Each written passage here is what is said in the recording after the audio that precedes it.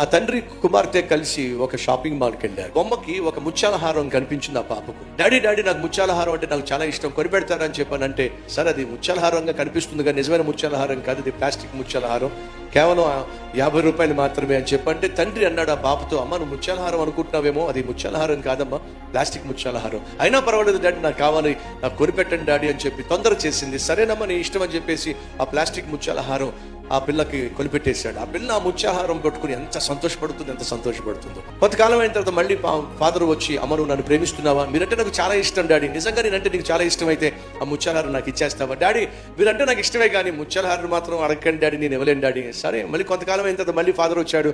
మళ్ళా వచ్చి, అమ్మా నేనంటే నీకు ఇష్టమా అని అంటే ఆ పాప గబగబా గదిలోకి వెళ్ళి తలిపేసేసుకుంది. ఎందుకని మా నాన్న ముత్యాలహారం అడుగుతాడేమో అని చెప్పేసి. కానీ ఆ పాపకు ఒక సత్యం అర్థమైంది, నేను ప్రాణంగా ప్రేమించే నా తండ్రి యొక్క ప్రేమను పొందుకోకుండా ఈ ముత్యాలహారమే నాకు అడ్డుగా వస్తుంది.